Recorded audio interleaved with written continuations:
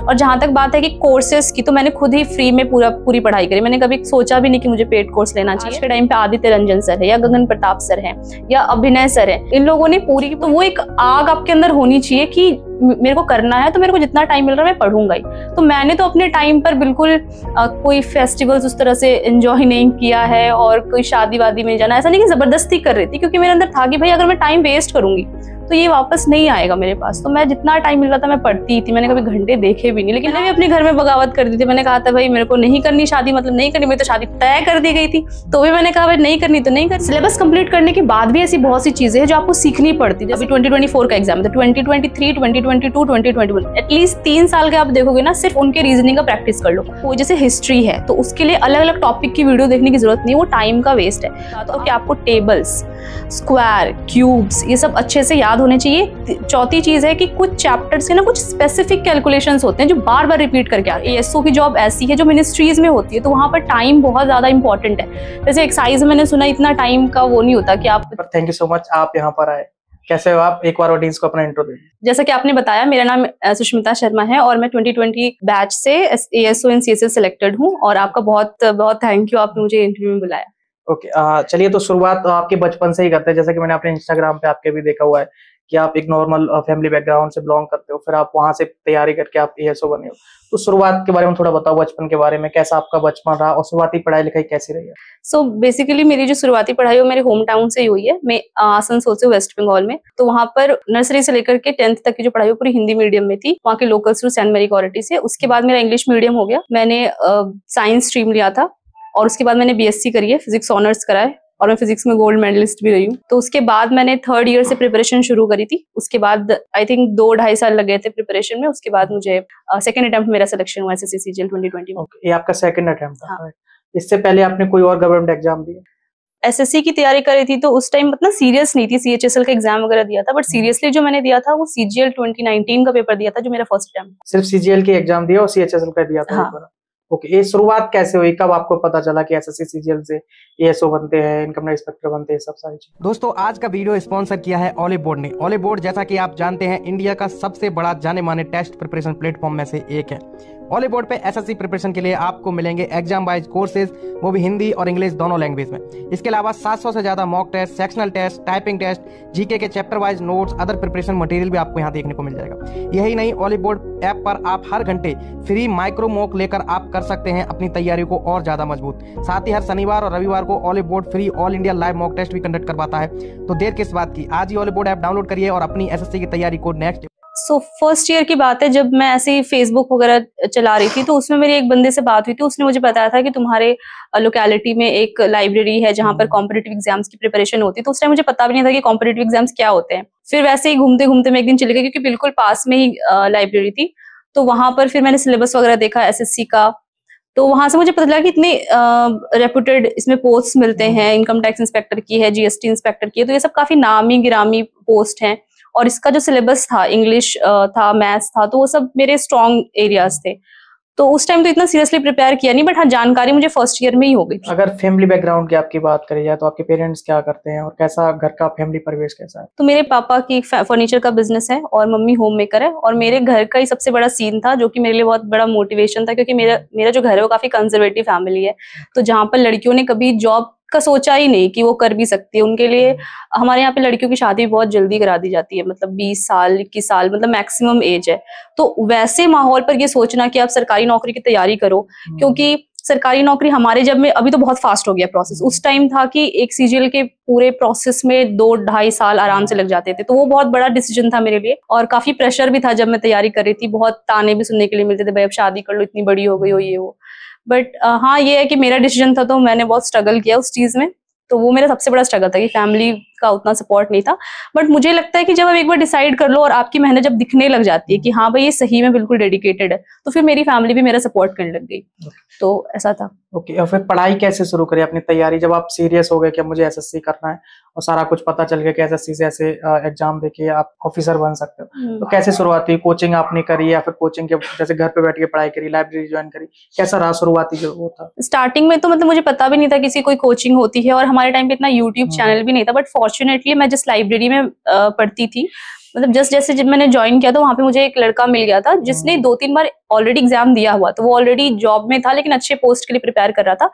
तो ऐसा गाइडेंस आपके लिए बहुत इंपॉर्टेंट होता है कि आपकी जैसा सीरियस भी हो और थोड़ा आपसे ज्यादा जानकारी भी। तो उसने मुझे फिर बताया कि कौन से बुक्स पढ़ने चाहिए, कौन से चैनल्स भी है, यूट्यूब पे बहुत कम चैनल्स थे तो वो सब बताया, कौन से प्रीवियस पेपर्स कहाँ से आपको लेने हैं। तो ये सारी चीजें मुझे वहां से पता लगी और मैं बहुत ज्यादा भी डिस्ट्रैक्ट नहीं हूँ क्योंकि मेरे पास बहुत लिमिटेड रिसोर्स था, मेरे पास उतना था भी नहीं कि मैं इधर उधर जाके देखूं। तो जितना मुझे बताया गया मैंने उतना पढ़ा और उस हिसाब से फिर मैंने किया। तो उस बंदे के से मुझे बहुत चीजें पता लगी। ओके, जब आप सीरियस पढ़ रहे थे तो रूटीन के बारे में थोड़ा बताओ, और आप अभी गाइड भी करते हो अपने चैनल पर, तो एक हेल्दी रूटीन एक एस्पिरेंट का कैसा होना चाहिए, आप किस तरीके से पढ़ते थे वो थोड़ा? जैसा कि मैं ना अपने YouTube वीडियोस पे भी बोलती हूँ कि जब आप बेरोजगार हो तो आपके पास काम क्या है और पढ़ने के अलावा। तो मेरा कभी वो नहीं रहता कि आप 8 घंटे पढ़ो, 9 घंटे पढ़ो। आपका एक वो होना चाहिए कि टारगेट, कि हाँ मुझे जैसे मैथ्स मेरी वीक है तो मेरे को इतने टाइम में ये चैप्टर्स कंप्लीट कर लेने जब तक मेरा स्ट्रांग नहीं हो जाता। अब उसके लिए आप कितना घंटा भी आपको लग रहा है आप पढ़ो। आपके पास ऐसा नहीं है कि 8 घंटे तक पढ़ना है और 8 घंटे कंप्लीट हो गए अब मेरे को कुछ नहीं करना, तो ये तो हो गया जबरदस्ती पढ़ रहे हो आप।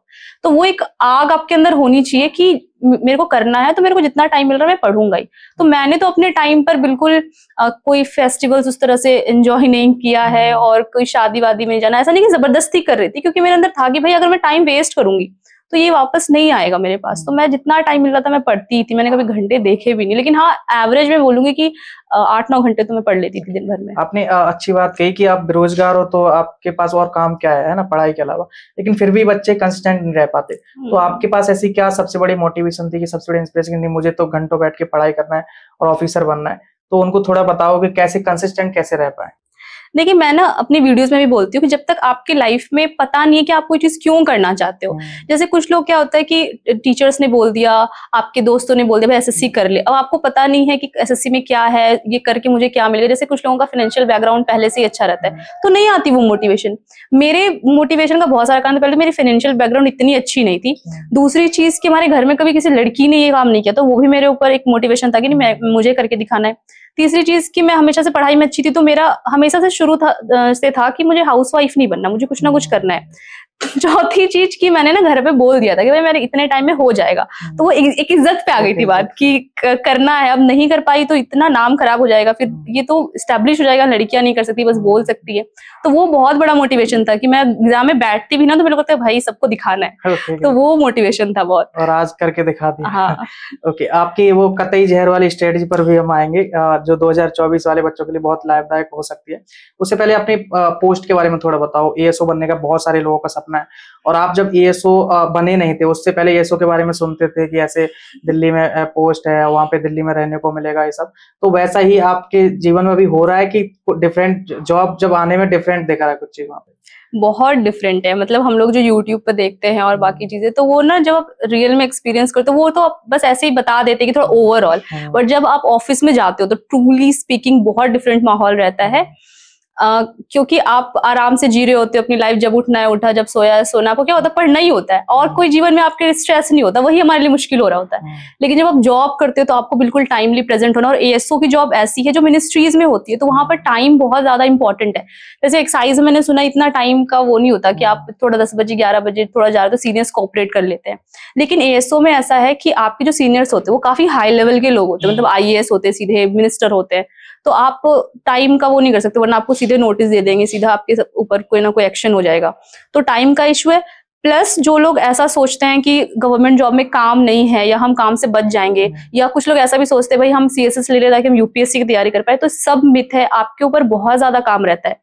आपको कोई भी सेक्शन मिल जाए, आज के टाइम पे इतना गवर्नमेंट में काम है कि समझ लो एक प्राइवेट जॉब ही है ये, आपको सांस लेने की फुर्सत नहीं मिलेगी। मुझे तो नहीं मिलती, और मेरे जितने भी एसओ फ्रेंड्स हैं, कुछ एक को छोड़कर जिनको बहुत हल्का सेक्शन मिला हुआ है, सबके पास काम है और वो आपको कंप्लीट करना ही पड़ेगा। आप उसको पेंडिंग भी नहीं कर सकते, क्योंकि आप एक यंग पर्सन हो तो आपसे एक्सपेक्टेशन भी बहुत है कि भाई बिल्कुल नया नया बंदा आया, इसको बढ़ा दो। पहले के जो प्रोमोटीज हैं उनसे उतना एक्सपेक्ट नहीं करते, बट आपसे बहुत करते हैं। तो काम भी है, प्लस टाइमिंग का भी इशू है, और लाइफ जैसी दिखाते हैं ना लोग ऐसी होती नहीं है। ये चीज मैं क्लियर बता दे रही हूँ, जितना आप लोग सोच रहे होगे। बट हाँ ये है कि अगर आपके पास अभी कुछ भी नहीं है तो आपको अपनी फाइनेंशियली स्टेबल होने के लिए, इन सब चीजों के लिए जॉब की जरूरत है। तो उस हिसाब से एक स्टेबल लाइफ आपको मिलेगी, हेल्थ फैसिलिटीज मिलेगी, और एक बेसिक जो आपकी लाइफ की नीड होती है वो, लेकिन आप सोचोगे कि भाई मैं एकदम लैम्बोर्गिनी खरीद लूंगा या मेरी तो बंगला बना लूंगा, तो ये सारे आपके सपने ही रह जाएंगे गवर्नमेंट जॉब से। तो ये सच्चाई है। आपका एग्जैक्ट काम क्या होता है वहाँ? एग्जैक्ट काम होता है नोटिंग एंड ड्राफ्टिंग का काम होता है। नोटिंग एंड ड्राफ्टिंग क्या होती है, मैंने इसके ऊपर वीडियो भी बना रखी है, बहुत डिटेल्ड वीडियो बना रखी है, तो अगर किसी को एक्चुअली जानना है तो जान सकते हैं। तो बेसिकली होता है क्या कि आपके पास मान लीजिए कोई केस आया है, वो डिपेंड करता है कि आप किस सेक्शन में हो, तो उस सेक्शन का आपके पास काम आता है कोई भी, तो उसको आपको एनालाइज करना पड़ता है कि यहाँ इसमें क्या चीजें हो रही हैं, क्या नहीं हो रहा है। तो पूरी एनालिसिस करने के बाद अगर हो सकता है आपको उस पे बेस्ड रूल्स पढ़ना पड़ जाए, एक्ट्स पढ़ने पड़े, तो वो सारी चीजें एनालाइज करने के बाद आप एक उसका एनालिसिस बना करके लिख देते हो। उसके बाद आप कुछ सजेशंस प्रपोज करते हो अपने ऑफिसर्स को कि इस केस में हम ये चीजें कर सकते हैं। अब वो आपके अपर लेवल पे जाती है, फिर 99% केसेस में वो आप जो लिखते हो अप्रूव हो जाता है। तो बेसिकली एसओस का काम यही है कि आपको नोटिंग करके सजेशंस प्रपोज करने होते हैं, वो चीज आगे प्रोसेस करनी होती है। तो ऐसा काम होता है। ये एसएससी या फिर और भी जो गवर्नमेंट एग्जाम है वो ज्यादातर मिडिल क्लास फैमिली के लड़के लड़कियां ही करते हैं, तो सैलरी बहुत बड़ा मोटिवेशन होता है उनके, कहीं ना कहीं वो फाइनेंशियल जूझ रहे होते हैं अपने लाइफ में। तो सैलरी आपकी कितनी है इसमें मिलती है? सो ग्रॉस सैलरी तो 90,000 के अराउंड है, बट आपको इन हैंड 72 के अराउंड मुझे मिलती है। ओके, चलिए अब 2024 वालों के लिए स्ट्रेटजी की थोड़ी बात कर लेते हैं कि जैसे इसमें अलग अलग सब्जेक्ट है, इंग्लिश है, मैथ है, रीजनिंग है, कंप्यूटर भी ऐड हो गया, जीके जीएस का भी वेटेज बढ़ा दिया, तो ओवरऑल 5 सब्जेक्ट हो जाते हैं। फिर टाइपिंग भी आपको करनी पड़ती है। तो शुरुआत हम मैथ से ही कर लेते हैं कि 2024 वालों को किस तरीके से पढ़ना है। मैथ के लिए वो कोचिंग नहीं कर सकते हैं, तो उनके लिए आपको ऐसे रिसोर्सेज बताने जो घर पे बैठ के तैयारी कर पाए, या यूट्यूब की कोई ऐसी प्लेलिस्ट हो जो जहां से वो पढ़ सकते हैं। तो मैथ के लिए थोड़ा बताओ कौन सी किताबें पढ़ना है और कैसे तैयारी करना है मैथ?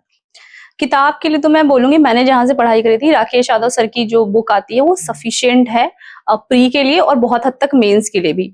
मेंस के लिए मैंने जो बुक पढ़ी थी स्पेसिफिकली, क्योंकि कुछ लोगों को चाहिए होता है कि हम मेंस की तैयारी करते हैं, हमें बिल्कुल मेंस का ही कंटेंट सिर्फ मिले, उस लेवल का मिले, तो उसके लिए गगन सर की बुक है मेंस की, वो मैंने प्रिपेयर करी थी।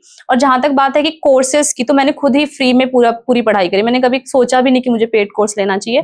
तो फ्री में सब कुछ अवेलेबल है, आपको थोड़ा सर्च करना पड़ेगा। जैसे आज के टाइम पे आदित्य रंजन सर है, या गगन प्रताप सर है, या अभिनय सर है, इन लोगों ने पूरी की पूरी प्लेलिस्ट हर चैप्टर पे बनाई हुई है। तो मैंने अपने वीडियोज में भी बोला है कि अगर आपको कोई चैप्टर है तो आपको इस तरह से प्रिपेयर करना चाहिए कि आपको फ्री जो भी वीडियोस अवेलेबल है उस चैप्टर, क्योंकि सब अच्छा पढ़ाते हैं, ऐसा नहीं कुछ बिल्कुल रिलेवेंट, क्योंकि वो इतने फेमस है, उन्होंने कुछ फेथ उन्होंने पाया तभी इतने फेमस हुए हैं।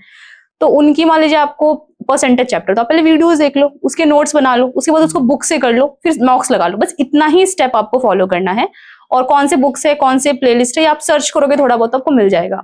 तो इस तरह से करके आपको सारे चैप्टर्स कंप्लीट करने हैं। मैथ में कैलकुलेशन का बहुत प्रॉब्लम आता है। हाँ। जैसे वो सीख तो लेते हैं, सिलेबस कंप्लीट हो गया, लेकिन वो फास्ट नहीं कर पा रहे हैं। हाँ। तो कैलकुलेशन स्पीड बढ़ाने की कोई ऐसी ट्रिक्स आपके रहती थी? इनिशियली मेरी भी कैलकुलेशन बहुत वीक थी, तो मैं बता रही थी जिस सर के साथ मैं पढ़ती थी लाइब्रेरी में, तो उसका कैलकुलेशन बहुत अच्छा था। मैं उसको काफी ऑब्जर्व करती थी कि वो कैसे कर रहा है। तो देखिए, कैलकुलेशन बनाने के लिए सबसे पहली बात तो कि आपको टेबल्स, स्क्वायर, क्यूब्स, ये सब अच्छे से याद होने चाहिए। चौथी चीज है कि कुछ चैप्टर्स के ना कुछ स्पेसिफिक कैलकुलेशंस होते हैं जो बार बार रिपीट करके आते हैं। मतलब आप जैसे देखोगे कि अगर ज्योमेट्री है या मान लीजिए अरिथमेटिक है, तो उसमें परसेंटेज चैप्टर, तो बार बार ना आपको सेम टाइप के परसेंटेज घूम घूम के आएंगे। तो वो चीजें आपको याद होनी चाहिए। ये नहीं कि आप एग्जाम में बैठ करके वो कैलकुलेट कर रहे हो, जो कैलकुलेशंस रिपीटेडली आ रहे हैं वो आपको याद होना चाहिए कि ये इंटू ये इतना ही होता है। तो वो आपके कैलकुलेशन को बहुत ज्यादा स्पीड कर देता है।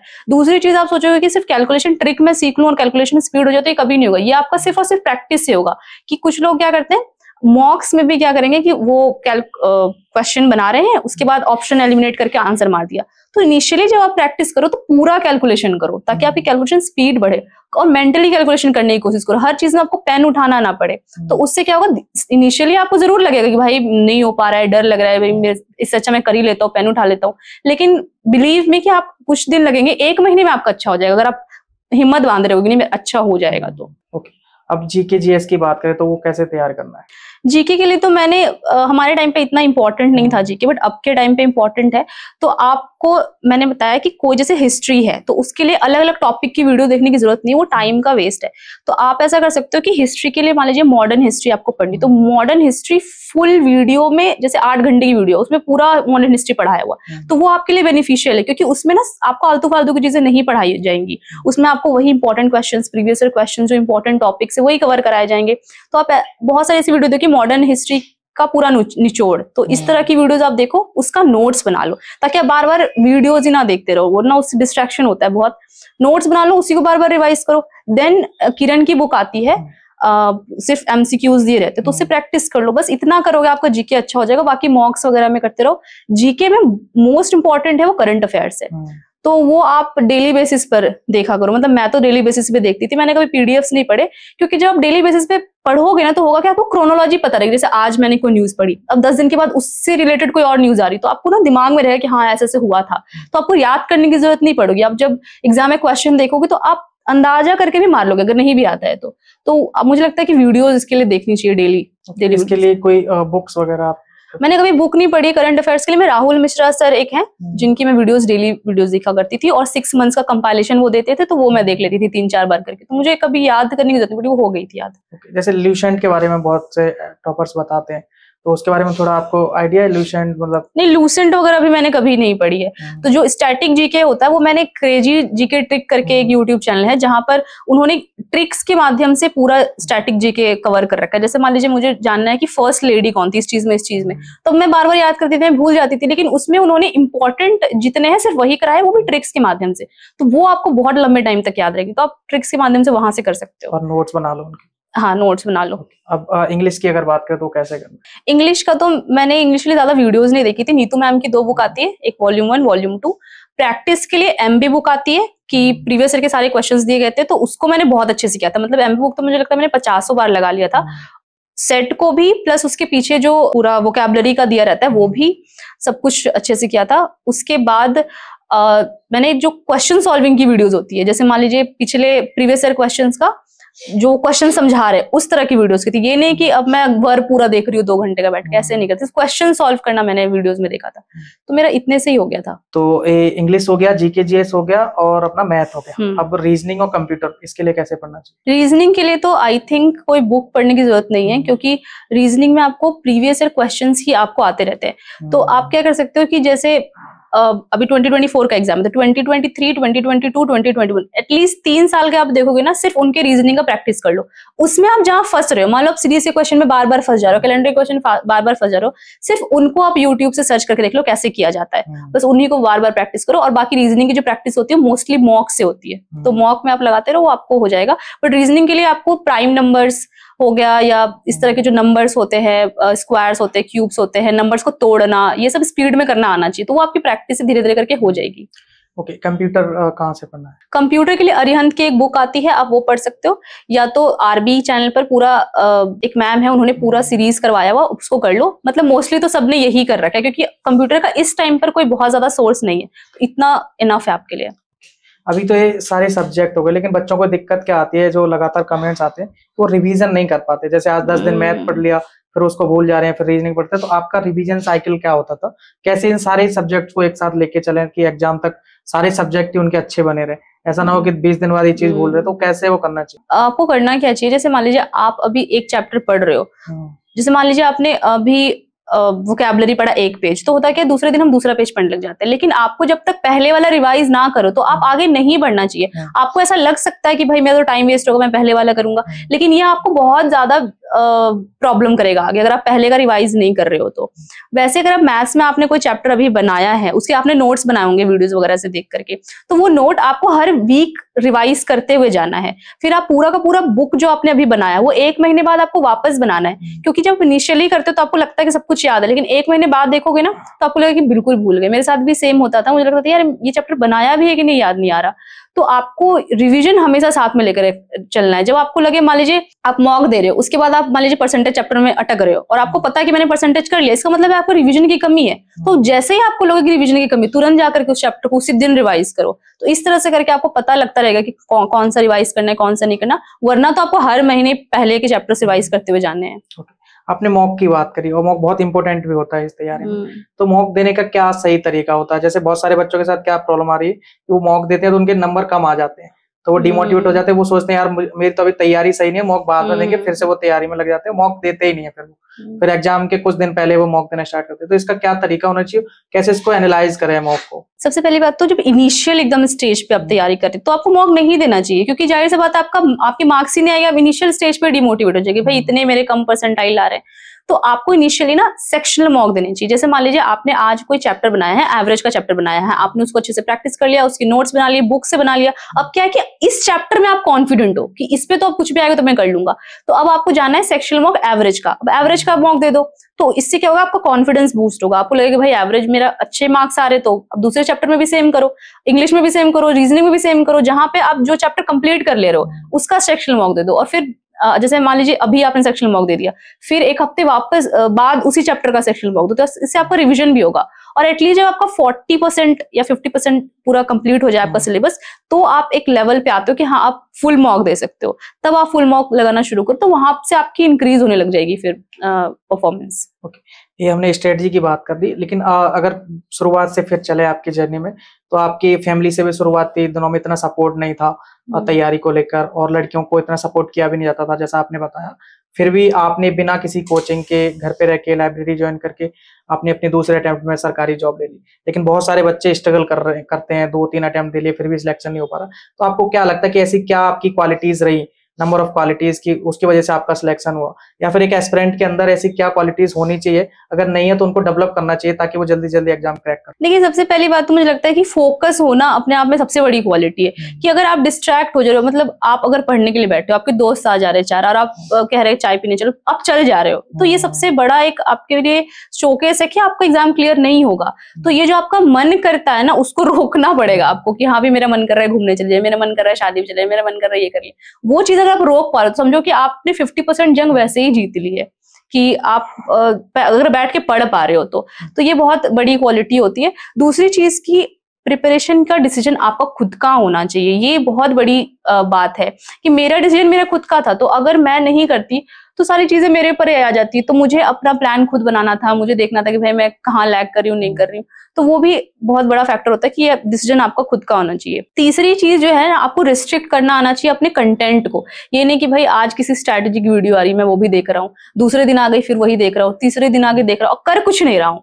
तो ऐसे नहीं होता है। आपने कुछ चीजें देखी तो उसका आउटपुट निकलना चाहिए, ये बहुत इंपॉर्टेंट चीज है। 10 वीडियोस देख करके आप सब वेस्ट कर रहे हो, ये बहुत बड़ा एक खतरे की निशानी है। आपको इतना टाइम वेस्ट नहीं करना है अपना, सोशल मीडिया में उतना ही रहो जितना जरूरी है बस। और मैं बहुत बार बोल चुकी हूँ कि आपको जो यूट्यूब का कंटेंट है ना और जो बुक्स हैं वो बहुत अच्छे से यूज करना आना चाहिए। खरीद तो सब लेते हैं, पढ़ते नहीं है, तो ये चीज आपको थोड़ा समझदारी से काम करना है। अभी आप खुद का चैनल भी चला रहे हो और इतना समय हो गया इस जर्नी में, तो बहुत सारे एस्पिरेंट्स आप मिलते भी होंगे, बहुत सारे एस्पिरेंट्स के डाउट भी आते होंगे।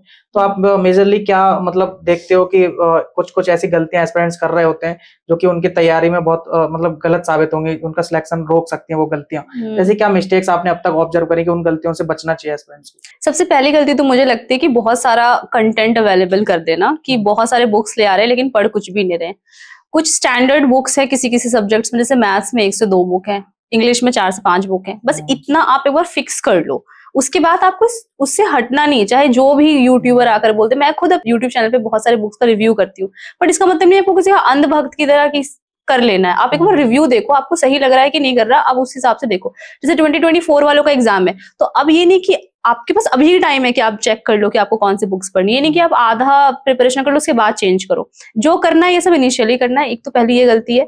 दूसरी चीज की बहुत सारे यूट्यूब चैनल्स को वैसा सब्सक्राइब कर लो कि जो रेलेवेंट ही ना हो, कि आप के डेली के 3-4 स्ट्रैटेजी की वीडियो देख रहे हो, कर कुछ भी नहीं रहे हो। आप जो चीजें देखो उसका आउटपुट आपको मिलना चाहिए। तीसरी चीज कि आपको थोड़ा पेशेंस रखना है कि आप अगर मान लीजिए अभी आपने तैयारी शुरू की और आप सोचोगे कि 1 महीने में मेरे एकदम से मॉक्स में मार्क्स आने लग जाए, तो ऐसा नहीं होता है। बहुत टाइम लगता है मॉक में मार्क्स आने के लिए, क्योंकि मॉक में मार्क्स तब आना शुरू होते हैं जब आपने एक बार कंप्लीट सिलेबस कंप्लीट कर लिया हो, अब आपको सारी चीजें आती हैं। उसके बाद आपके मार्क्स ना मॉक में जाके एक जगह स्टक हो जाएंगे। वो आपके मॉक में मार्क्स बढ़ना शुरू होंगे जब आप मॉक की एनालिसिस ढंग से करना शुरू करते हो कि अभी भी आप क्या गलती कर रहे हो। आपको ऐसा लगता है कि आपने सिलेबस कंप्लीट कर ली, सब आता है, अब आपके मार्क्स एकदम छप्पर फाड़ के आने लग जाएंगे, तो ऐसा नहीं होता है। सिलेबस कंप्लीट करने के बाद भी ऐसी बहुत सी चीजें हैं जो आपको सीखनी पड़ती है, जैसे कि टाइम मैनेज करना, आप सिली मिस्टेक्स ना करना। आपको मान लीजिए क्वेश्चन आ रहा है लेकिन आप अंधों वाली गलती कर दोगे, तो ये चीजें 1 बार 2 बार से नहीं जाती, बहुत बार आप मॉक लगाओगे तब जाके ये चीजें आपकी सही होगी। फिर टाइम को देख के घबराना नहीं है कि आप भाई टाइम पार हो रहा है, टाइम पार हो रहा है। Skipping the most important thing. अभी जैसे 2023 का मेंस हुआ है, तो इसमें मैथ्स में थोड़ा सा अलग क्वेश्चन आ गया जो लोगों ने एक्सपेक्ट नहीं किया था। तो 10 क्वेश्चन तो ऐसे ही थे कि स्किप ही करने वाले थे, जो अटक गए होंगे उनका तो हो गया बेड़ा गर्क। तो वो चीज आपको थोड़ा सा ध्यान रखना है कि मॉक पे आपको बहुत ज्यादा फोकस करना है। तो ये गलती बहुत कोई करते, मतलब मैं जिनके साथ प्रिपेयर करती थी वो बंदा बहुत इंटेलिजेंट था, लेकिन ऐसा था कि वो सोचता था कि मैं मॉक क्यों दूं, तो सब कुछ आता ही है तो सीधे जाके एग्जाम में कर लूंगा। उसकी वजह से हमेशा अच्छा पोस्ट नहीं ले पा रहा था वो, तो उसकी सबसे बड़ी गलती ये थी। तो आप कभी ये मत सोचना कि बिना मॉक के मैं पास हो जाऊंगा, क्योंकि आज के टाइम पे जो कॉम्पिटिशन है, जितनी अवेलेबिलिटी है, सबके पास सब चीजों का एक्सेस है, तो यहाँ पर आप रिस्क नहीं ले सकते हो कि मैं बहुत इंटेलिजेंट हूँ, ऐसा नहीं कर सकते। तो मॉक देना बहुत बहुत इंपॉर्टेंट है। ओके, अभी हाल ही में सीईटी का न्यूज निकल के आया कि सीईटी एग्जाम होगा, और टेंडर का भी कुछ न्यूज था कि टीसीएस का टेंडर अब खत्म हो गया है, कोई क्वेश्चन बैंक कोई और बनाएगा। तो इन सब न्यूज से एस्पिरेंट थोड़ा मतलब ढीले पड़ गए कि यार अब न्यूज आने, अब फिक्स होने दो चीजें तब पढ़ाई करेंगे, पढ़ाई मतलब सीरियसली नहीं कर रहे। तो इस सब पे आपका क्या टेक है, क्या सोचते हो आप इन सब के लिए? इस चीज के ऊपर मैंने भी वीडियो बना रखी है। आपको ना इस टाइम पे बिल्कुल भी डिस्ट्रैक्ट नहीं होना है। मुझे समझ आता है कि हाँ इस तरह की न्यूज आती है तो आपको टेंशन होता है, बट जो सीरियस एस्पिरेंट है, जिनको पता है कि भाई मुझे यही करना है, वो बिल्कुल 2-4 दिन भले अपसेट होगा बट वो ट्रैक पे आ जाएगा, वापस से प्रिपरेशन शुरू कर देगा। क्योंकि ना तो अभी कोई ऑफिशियल न्यूज आई है सीईटी होने की, बस न्यूज़पेपर में न्यूज आता है उससे डर जाते हो। तो ये है कि आप बहाना ढूंढ रहे हो नहीं पढ़ने का, तो ये चीज आपको नहीं करनी। जो अभी प्रिपरेशन है वही करो, क्योंकि मेंस का जो सिलेबस है वो तो सेम रहने वाला है। उसके बाद जो भी चीजें हैं, टाइपिंग है, बाकी सारी चीजें सेम है, सिर्फ प्री में कुछ चेंजेस होंगे। वो भी ऐसा नहीं है कि आपको सडनली न्यूज मिल जाएगा, उससे पहले आपको एक टाइम दिया जाएगा कि तैयारी करने के लिए। और दूसरी चीज कि जब ये न्यूज आएगी ऑफिशियल, तो सारे यूट्यूब जितने भी टीचर्स हैं ये सब कुछ आपको हेल्प करेंगे पढ़ने में। तो ऐसा नहीं कि ये आपके लिए सिर्फ प्रॉब्लम है, सबके लिए होगा, तो सब साथ डील करेंगे, तो आप पीछे छूट जाओगे ऐसा नहीं है, इसलिए टेंशन लेने की जरूरत नहीं है। जहां तक बात है टीसीएस वेंडर चेंज हो रहा है अब, तो ये भी आपको कुछ टाइम पहले पता लग जाएगा। और वेंडर चेंज हो भी जाए तो आपका कंसेप्ट थोड़ा ही बदल जाएगा। अब मान लीजिए परसेंटेज है तो परसेंटेज ही रहेगा, उसमें हो सकता है थोड़ा ऊपर नीचे क्वेश्चन आ जाए, तो आप जो भी तैयारी करोगे वो आपका वेस्ट नहीं होने वाली। कुछ लोगों का ये भी कंफ्यूजन है कि हम प्रीवियस ईयर क्वेश्चन टीसीएस वाले अभी सॉल्व करे कि नहीं करे, तो बिल्कुल करो, क्योंकि कंसेप्ट आप जब पढ़ रहे हो ना, आप कंसेप्ट सीख रहे हो, क्वेश्चन करना सीख रहे हो, तो वो आपके आगे काम ही आएगी। जो भी चेंजेस आएंगे वो आप उसको सिर्फ चेंजेस को हैंडल करना पड़ेगा, वरना आप पढ़ाई छोड़ दोगे तो पूरा आपके ऊपर बर्डन आ जाएगा, उस टाइम आप बहुत पीछे रह जाओगे। तो ये चीजें आप टाइम वेस्ट मत करो बिल्कुल भी अभी। तो लगभग हमने सारी चीजें ऊपर डिस्कस कर ही लिया है। इंटरव्यू के लास्ट में जो 2024 वाले बच्चे आपको देख रहे हैं, बहुत सारे लड़के लड़कियां आपको इंस्पिरेशन मानते हैं कि आप ऐसे स्ट्रगल करके आप यहाँ तक आ पाए हो, और हिंदी मीडियम की शुरुआती पढ़ाई लिखाई रही और फैमिली में इतना सपोर्ट नहीं था। ये जनरली बहुत सारे बच्चों के साथ होता है। तो उन सबके लास्ट में क्या मैसेज होंगे, चाहे वो लड़कियों को लेकर हो, जो अपने घर वाले उनको सपोर्ट उस तरीके से नहीं कर रहे, तो कैसे उनको मनाएं कि हम भी तैयारी कर सकते हैं, दीदी ने किया है ये सब कुछ। तो लास्ट में क्या मैसेज होंगे, चाहे वो मोटिवेशनल पर्सपेक्टिव हो, स्ट्रेटजी पर्सपेक्टिव, कुछ छूट गया हो वो आप बताना चाह रहे हैं? देखिए, सबसे पहली बात तो जब आप तैयारी शुरू कर रहे हो ना, तो आपको ये चीजें बहुत दिमाग में क्लियर रखनी है कि कुछ चीजें आपको फिक्स कर लेनी है। जैसे कि बुक्स हो गए, आपके मॉक टेस्ट प्लेटफॉर्म्स हो गए, आपके टीचर्स हो गए, आपके जो स्ट्रैटेजिस्ट होते हैं या मेंटर्स होते हैं, आपको बहुत रिसर्च करिए इस पे। 1 हफ्ता ले लीजिए, 10 दिन ले लीजिए, लेकिन इनको फिक्स कर लीजिए। और उसके बाद कोई कुछ भी बोले आप इसको चेंज मत करिए। तो अच्छी रिसर्च के बाद, ये सबसे बड़ा मूल मंत्र है कि आप चेंज ना करो बार बार। दूसरी चीज कि आप जितनी वीडियोस देखो, जो भी चीजें करो, उसका एक आउटपुट निकालो। ये नहीं कि आप बैठकर 10 वीडियोस देख रहे हो और फुल टाइम वेस्ट जा रहा है। मॉक टेस्ट पे सबसे ज्यादा फोकस करो। और जिनको फैमिली से प्रॉब्लम है, ये तो अगर आपका डिसीजन खुद का है ना, तो आपका रोक ही नहीं पाएगा कोई। मतलब आप लड़ लोगे किसी से, आपके अंदर से खुद आएगा कि भाई मेरे को करना है। मैंने भी अपने घर में बगावत कर दी थी, मैंने कहा था भाई मेरे को नहीं करनी शादी, मतलब नहीं करनी, मेरी तो शादी तय कर दी गई थी, तो भी मैंने कहा भाई नहीं करनी तो नहीं करनी। तो वो चीज आपके अंदर से खुद आ जाएगा, आपको कोई बोलेगा नहीं। सो अगर आपका डिसीजन खुद है ना, तो लड़ना आपको खुद ही पड़ेगा। और लेकिन ये काम मत करना कि आपने लड़ लिया उसके बाद भी नहीं पढ़ रहे हो, ये तो आपकी बेइज्जती हो जाएगी। तो आपको 100% अपना फोकस रखना है और करके दिखा देना है। उसके बाद सिर्फ आपकी लाइफ नहीं चेंज होगी, उसके बाद पूरे आपकी सोसाइटी की लाइफ चेंज हो जाएगी, उनकी मेंटालिटी चेंज हो जाएगी। क्योंकि मेरी फैमिली में ऐसा हुआ कि मैंने अभी क्रैक किया है। मैं पहले ही ऐसी लड़की हूँ जो कहीं अलग से आकर अकेले रह रही हूँ, दिल्ली जैसे शहर में। तो मेरी पूरी लोकेलिटी के, मेरी पूरी फैमिली की वो मेंटालिटी चेंज हुई। क्या लड़कियां भी ऐसा कर सकते? कभी किसी लड़की के इतने फॉलोअर्स नहीं रहे, कभी कोई ऐसे यूट्यूब पे नहीं आई। तो अगर आपको ये सारी चीजें करनी है तो आपको बहुत फोकस रहना पड़ेगा। कुछ टाइम की बात है, ऐसा हमें लगता है कि भाई बहुत लंबी जर्नी है, 6 महीने की, 1 साल की बात, उसके बाद अपनी लाइफ में फ्री हो, जो करना है आप उस टाइम कर सकते हो। मैं कुछ भी कर सकती हूँ। तो इतने टाइम की बात है, आपको थोड़ा सा फोकस्ड होकर के पढ़ाई करना पड़ेगा और आप जरूर करेंगे। चलिए, once again thank you so much, आप यहाँ पर आए। और आपने इतना कीमती समय हमें दिया। बहुत अच्छा लगा आपसे बात करके, दूसरी बार इंटरव्यू करके आपके साथ। साथ ही बता दूं, इससे पहले हमने इंटरव्यू किया था, उसमें वॉइस का कुछ प्रॉब्लम हो गया था, तो मैडम को फिर से परेशान करना पड़ा। तो मैडम आप सभी लोगों के लिए इतना टाइम दे रही है, तो इनके चैनल को भी सब्सक्राइब कर लेना, ASO ब्लॉग्स। और उम्मीद करते हैं आपको भी बहुत कुछ सीखने को मिला होगा, जिस तरीके से इन्होंने बताया, अपने शुरुआती दिनों के बारे में बताया, कैसे इन्होंने स्ट्रगल करे, फिर कैसे आके ESO बनी, क्या इनकी स्ट्रेटजी रही। 2024 वालों के लिए बहुत से मूल मंत्र दिए, जो डेफिनेटली आपकी जर्नी में हेल्प करेंगे, आपकी स्ट्रेटजी बनाने में हेल्प करेंगे। और मैं हर बार बोलता हूँ कि आपको किसी भी टॉपर की कोई भी स्ट्रेटजी कॉपी पेस्ट नहीं करनी।